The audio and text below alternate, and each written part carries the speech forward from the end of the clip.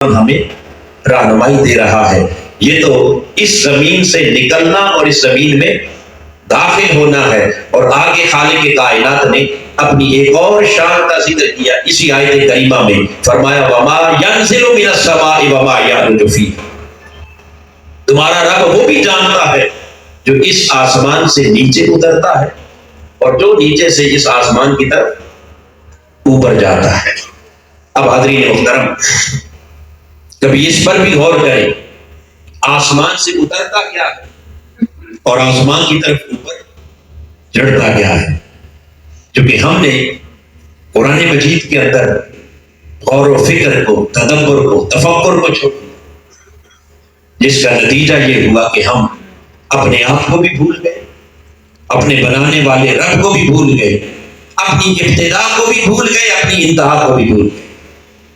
اس لیے تو خالق کائنات کا قرآن جا بجا کہتا ہے افلا یتدبرون القرآن.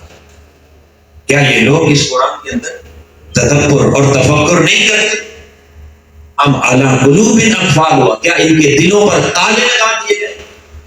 تو مقصود دلوں کے وہ تالے کھولنا ہے, مقصود دلوں کو اس قرآن کی طرف متوجہ کرنا, مقصود اس قرآن کے اندر غور و فکر کرنا ہے اور اس قرآن کی ایک ایک لفظ سے ایک ایک آیت سے اپنے لیے ہدایت کا سامان کرنا. حاضرین محترم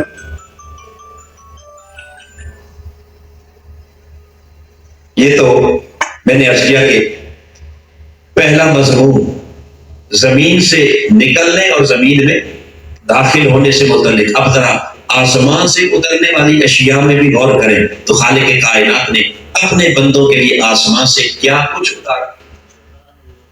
رب کائنات کا قرآن کہتا ہے وَأَنزَلْنَا مِنَ السَّمَاءِ مَاءً طَهُورًا, ہم نے تمہاری پاکی کی خاطر تمہارے لیے آسمان سے پانی اتارا.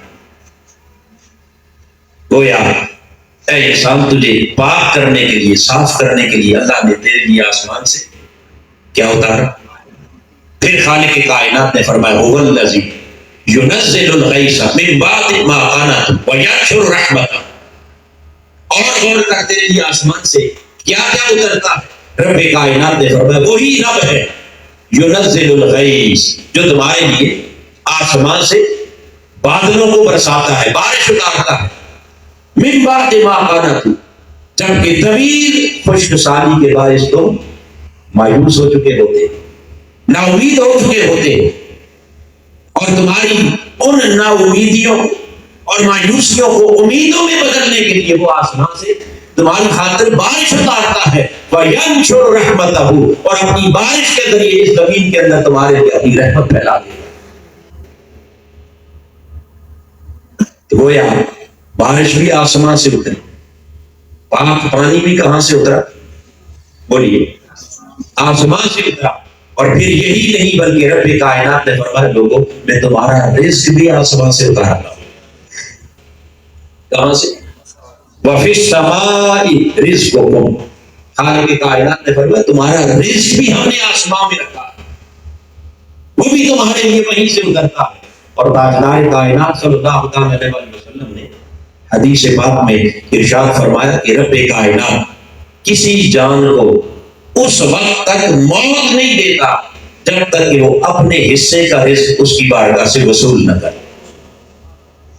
گویا ہر شخص نے, ہر ذی روح نے اپنے مرنے سے پہلے اپنے حصے کا رزق کہاں سے وصول کرنا ہے؟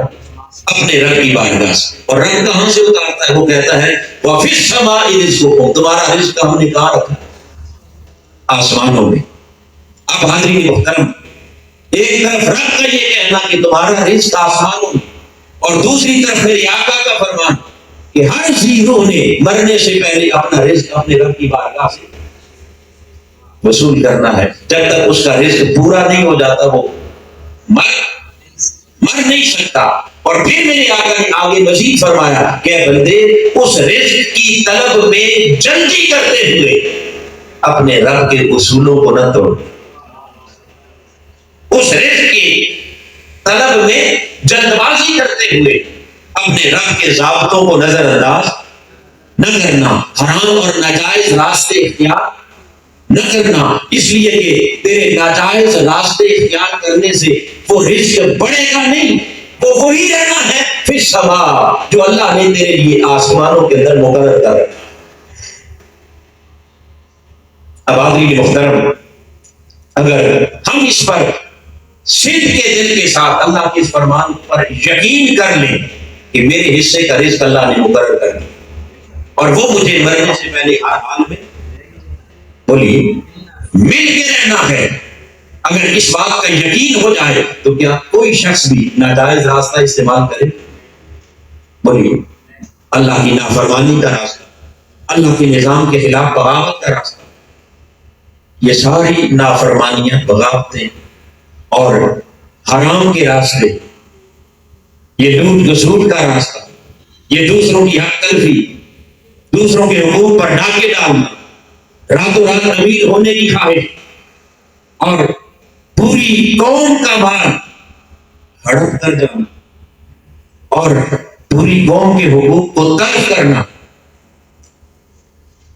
اور انسانیت کے حقوق کو لوٹنا، اس کے ساتھ ظلم اور ناانصافی کرنا، یہ سب کچھ انسان اپنے سوچ کے مطابق اسی لیے کر رہا ہوتا ہے کہ شاید اس راستے سے میرا رزق بڑھ جائے گا، مجھے کچھ زیادہ مل جائے گا، اضافی مل جائے گا، جبکہ اللہ کے معبود نے فرمایا کہ اے بندے، اس رزق کو جلدی طلب کرنے کے لیے تو کبھی بھی اللہ کی نافرمانی کا راستہ اختیار نہ کرنا، اس لیے کہ اس سے تیرے رزق میں اضافہ نہیں ہوگا، رہنا ہوئی ہے۔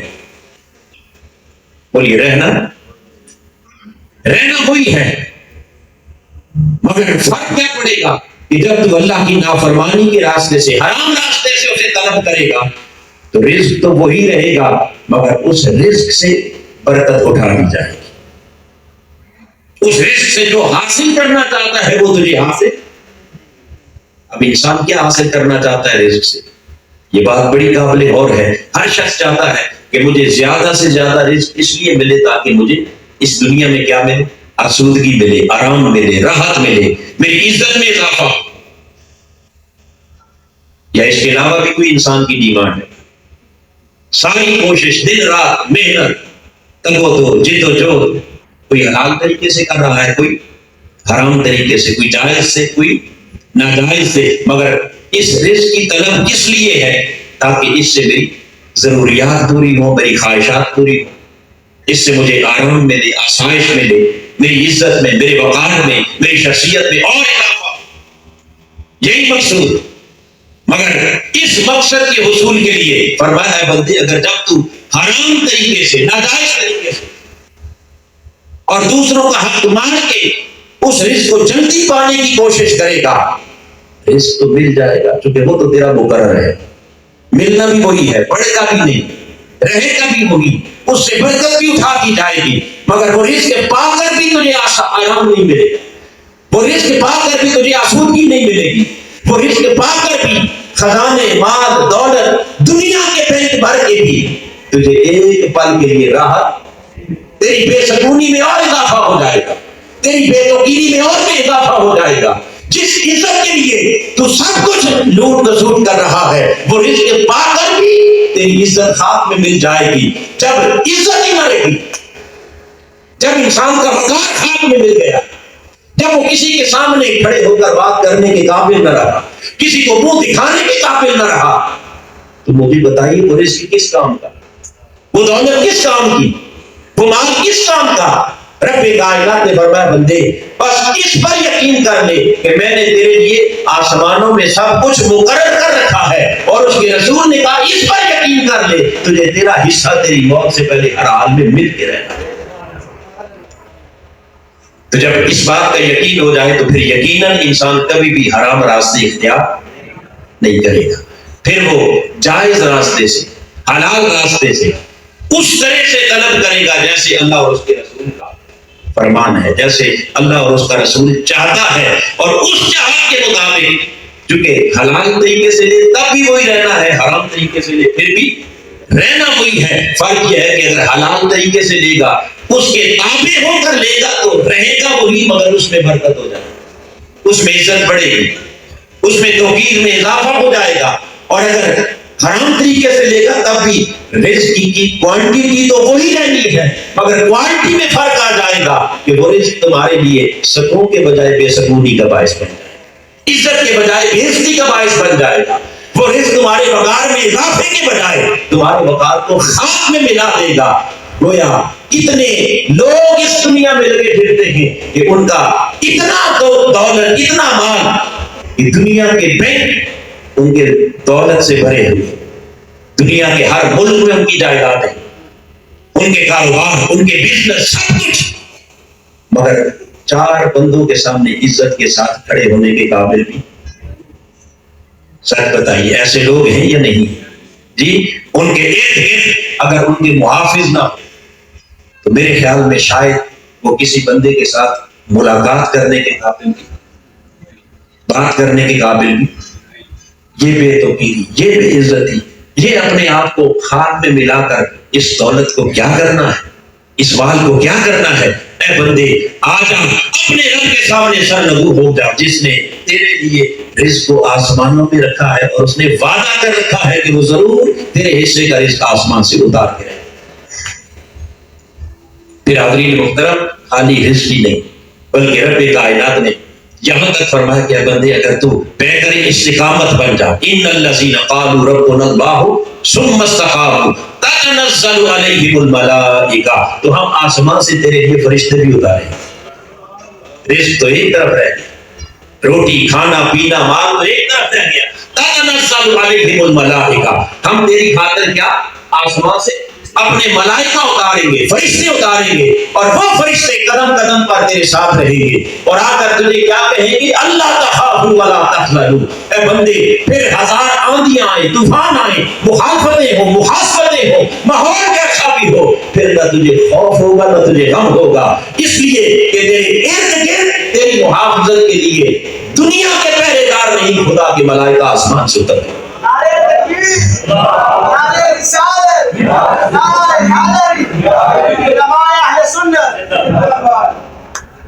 تو رب کائنات اپنی مخلوق کے لیے، اپنے بندوں کے لیے کیا کیا کچھ اتارتا ہے۔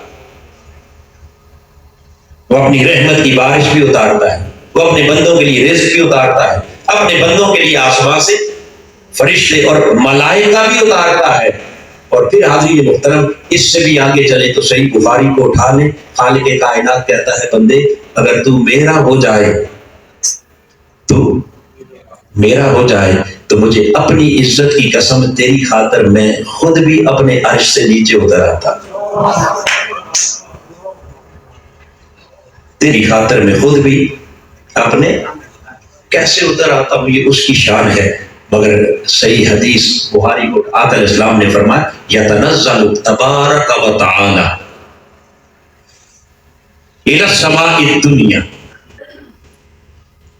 فی کل لیلہ، ہر رات رب کائنات اس آسمان دنیا کی طرف نزول فرماتا ہے، آسمان دنیا کی طرف بولیے نزول فرماتا ہے کب؟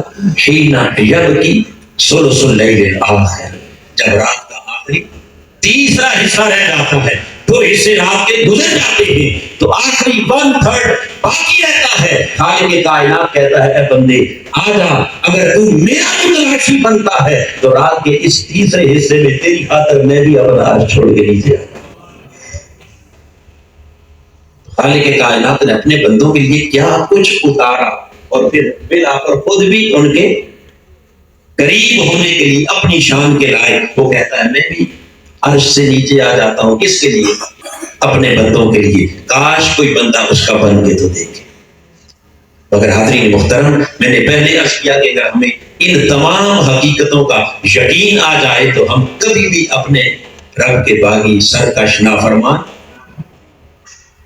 اگر انسان اس کا ہو جائے تو وہ اس کے لیے سب کچھ اتارتا ہے، پھر اس کی سب ضرورتیں، سب سہولتیں، اور اس کی تمام راحتیں اور اس کی تمام عزتیں اس دنیا کے اندر خالق کائنات اسے ان سے سرفراز کر دیتا ہے، اور یہاں تک کہ پھر اسے ہر خوف اور ہر غم سے بھی نجات عطا کر دیتا ہے، اور پھر کوئی اس سے بھی آگے اس کا طالب بن جائے تو کہتا ہے میں خود بھی اس کے قریب ہو جاتا ہوں۔ یہ تو وما ينزل من السماء. اب ذرا آیت کریمہ کے اگلے لفظوں پر غور کیجیے. وما يعرج فيها، پھر وہ بھی جانتا ہے جو یہ نیچے سے اوپر جاتا ہے، آسمان کی طرف جاتا ہے. اب نیچے سے اوپر کیا کیا جاتا ہے، اگر اس پر تھوڑا سا غور و فکر کریں تو خالق کائنات کا قرآن پہلی حقیقت جیسے بیان کرتا ہے، فرمایا لوگوں وہ تمہارے دلوں کا تقویٰ ہے جو یہاں سے اٹھا کر ہم اوپر لے جاتے ہیں. دلوں کا رب کائنات نے قرآن مجید میں ارشاد فرمایا لن ينال الله لحومها ولا دماؤها ولكن يناله التقوى منكم. رب کائنات نے قربانی کا ذکر کرتے ہوئے فرمایا تمہارے قربانی کے جانوروں کا نہ گوشت اللہ کی بارگاہ میں جاتا ہے نہ خون جاتا ہے. اسے گوشت اور خون سے غرض، خون زمین پر بہ جاتا ہے اور گوشت تو خود کھاتے ہو، غریبوں کو، مسکینوں کو، بہن بھائیوں کو کھلاتے ہو، تو اس کی بارگاہ میں کیا جاتا ہے وَلَٰكِن يَنَالُهُ التَّقْوَىٰ مِنكُمْ. اللہ کے حضور صرف تمہارا تقویٰ پہنچتا ہے. تو لہٰذا اگر تم صاحب تقویٰ بن جاؤ تو تمہارا تقویٰ ایک ایسی نعمت اور ایسی دولت ہے کہ جو اس زمین پر نہیں رہتا، اٹھا کر خدا کی بارگاہ میں بھیج دیا. پھر حاضرین محترم صرف تقویٰ ہی نہیں بلکہ تمہاری دعائیں اور التجائیں وہ بھی اوپر جاتی ہیں. کہاں جاتی ہیں دعائیں؟ کس کی بارگاہ میں؟ رب کے حضور پیش کی جاتی ہیں. سیدنا فاروق اعظم رضی اللہ تعالیٰ عنہ آپ روایت کرتے ہیں، آپ فرماتے ہیں آقا علیہ السلام نے فرمایا الدعاء معلق بین السماء والارض. یہ تمہاری دعا جب اللہ کے حضور پیش کرتے ہو اپنی التجا، اپنی آرزو، تو تمہاری دعائیں زمین و آسمان کے درمیان معلق رہتی ہیں، لٹکی رہتی ہیں. حتی تصلی علی نبی، جب تک تو اپنے نبی کی بارگاہ میں درود نہیں بھیجتا اس وقت تک دعا زمین و آسمان کے درمیان معلق رہتی ہے. اور اے بندے جو ہی تو اپنے محبوب آقا کی بارگاہ میں درود اور سلام کا نذرانہ پیش کرتا ہے، تیری وہ معلق دعا اٹھا کر خدا کے دربار میں پیش کر دی. گویا یہاں دعا کی قبولیت کا نسخہ بھی سیدنا فاروق اعظم بیان کر رہے ہیں کہ لوگوں چاہتے ہو تمہاری دعائیں اللہ کی بارگاہ میں قبول ہوں. اس قبولیت کے لیے اپنی دعا کے اول میں بھی درود پڑھ لو، آخر میں بھی کیا پڑھ لو؟ حضور کی بارگاہ میں درود پڑھ لو. چونکہ درود ایک ایسی عبادت ہے، ایک ایسا عمل ہے جو کسی حال میں بھی رد. ارے درود کی قبولیت کے لیے نہ نیک دیکھا جاتا ہے نہ بد دیکھا جاتا ہے. جو بھی جس کی زبان سے بھی درود نکل گیا، چونکہ درود ہے کہ اللہم صلی علی محمد، جب بندہ التجا کرتا ہے کہ مولا اپنے حبیب پر رحمتیں بھیج، تو وہ کہتا ہے بندے تو کہے نہ کہے میں تو رحمتیں پہلے ہی بھیج رہا، تو مانگے نہ مانگے میں تو رحمتیں پہلے ہی اپنے حبیب کو عطا کر رہا ہوں، حضور پر درود بھیج رہا ہوں.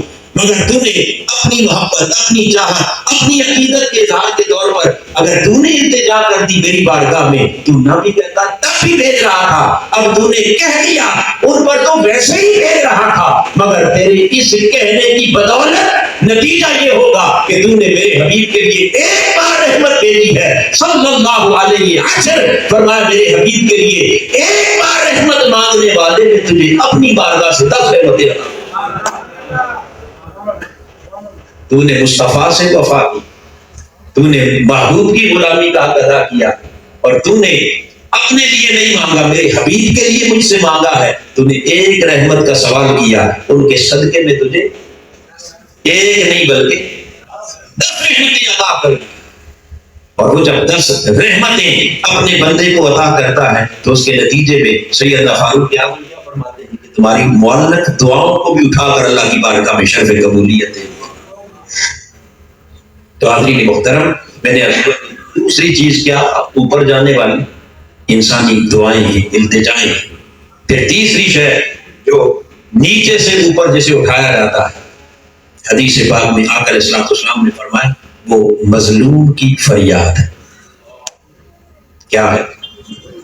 مظلوم کی آہا. حضرت معاذ بن جبل رضی اللہ تعالیٰ عنہ، آپ کو آقا علیہ السلام نے یمن کا جب والی بنایا اور انہیں رخصت کرتے ہوئے تاجدار کائنات نے جو نصیحت کی، وہ نصیحت کیا تھی؟ فرمایا معاذ تجھے یمن کا والی بنا کے بھیج رہا ہوں، اقتدار بھی ہوگا، اختیار بھی ہوگا، طاقت بھی ہوگی، مگر کہیں ایسا نہ ہو کہ طاقت کے اس نشے میں کسی غریب پر ظلم کر بیٹھے، کسی پر جبر کر بیٹھے، کسی کی حق تلفی کر بیٹھے، کسی کا کے اوپر ظلم کر بیٹھے۔ فرمایا اے معاذ بن جبل اتق ودعوت المظلوم، مظلوم کی آہ سے بچنا، مظلوم کی آہ سے، اس کی فریاد سے بچنا۔ فَإِنَّهَا لَيْسَ بَيْنَهَا وَبَيْنَ اللَّهِ حِجَابٌ، میرے آقا نے فرمایا اے معاذ بن جبل غور سے سن لے، مظلوم کی فریاد اور اللہ کے عرش کے درمیان کوئی پردہ نہیں ہوتا، وہ بغیر کسی پردے کے ڈائریکٹ سب سے پہلے خدا کے دربار میں اگر کوئی شے پہنچائی جاتی ہے تو وہ مظلوم کی فریاد۔ حاضرین محترم، ہم طاقتور لوگ کسی غریب، بے کس، بے بس، مجبور، مظلوم شخص پر ظلم کیوں کرتے ہیں؟ اس لیے کرتے ہیں وہ سمجھتے ہیں کہ اس کا کوئی پرسان حال نہیں ہے، اس کی بیک پر، اس کی پشت پر کوئی بھی پوچھنے والا ہمیں نہیں، ہم طاقت میں جو چاہے کریں، ہمیں کون پوچھ سکتا ہے؟ یہ کمزور ہے، یہ غریب ہے، کس نے پوچھنا ہے، کس نے بدلا لینا؟ لہذا جسے بے کس، بے بس اور جسے غریب اور مجبور سمجھ کر اے بندے تو ظلم کر رہا ہے، تجھے خبر نہیں کہ اسی غریب اور اسی مظلوم کی آہ جب اس کے دل کے اندر سے ایک ٹھنڈی آہ نکلتی ہے اور اس کے اندر سے ایک مظلومانہ فریاد نکلتی ہے تو میرے آقا نے فرمایا فَلَيْسَ بَيْنَهَا وَبَيْنَ اللَّهِ حِجَابٌ، اس مظلوم کی فریاد اور اللہ کے درمیان پردہ کوئی نہیں ہوتا۔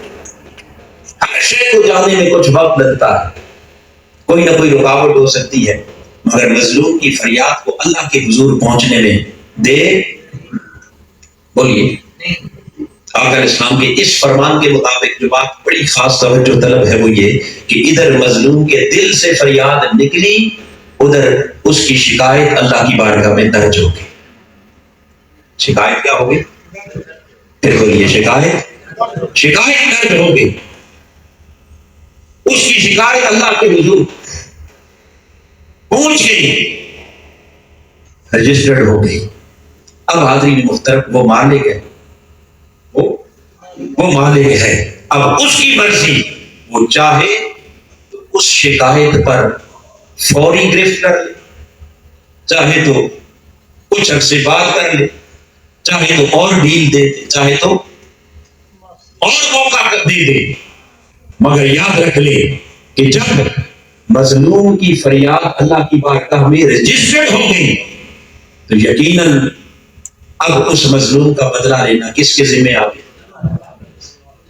بولیے مظلوم کو کمزور سمجھ کر یہ نہ سمجھنا کہ بدلہ لے کوئی نہیں سکتا، وہ کہتا ہے کہ تیرا کوئی نہیں ہے، تیری فریاد ہم نے سن لی، تیری شکایت ہم نے درج کر لی، اب ہم نے بدلہ لینا ہے، لینا کب ہے؟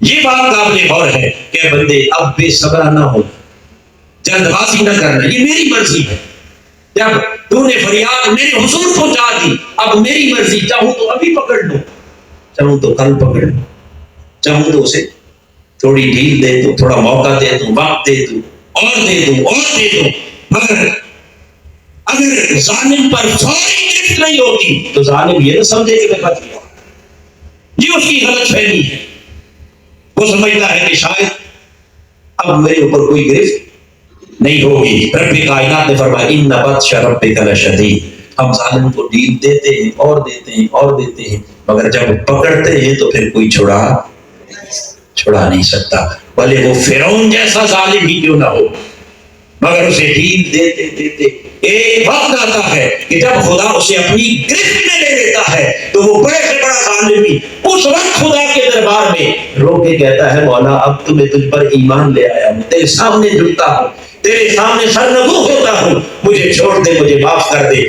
آواز آتی ہے اے بدبخت، میری بارگاہ سے مانگنے کا، جھکنے کا، مجھے منانے کا وقت گزر گیا ہے، میں نے تجھے بڑی ڈیل دی، بڑا موقع دیا، مگر تو اس موقع سے فائدہ اٹھانے کے بجائے مزید اکڑتا گیا، سرکش ہوتا گیا، لہٰذا آج میری گرفت سے تجھے کوئی دنیا کی طاقت بچا نہیں سکتے۔ تو اگر اس بات کا یقین ہو جائے کہ ہم نے ایک نہ ایک دن اس کی گرفت میں آنا ہے، تو یقیناً کوئی شخص بھی طاقت میں آ کر کسی مظلوم اور کمزور پر ظلم، یہ ظلم اس لیے ہوتا ہے کہ ہم سمجھتے ہیں کہ کوئی اس کا پرسان حال پوچھنے والا کوئی نہیں۔ اور پھر حاضرین محترم، اس سے بھی تھوڑا سا اور آگے چلے تو اگلی شے جس کو نیچے سے اوپر اٹھایا جاتا ہے، آسمان کی طرف لے جایا جاتا ہے، وہ ہے انسان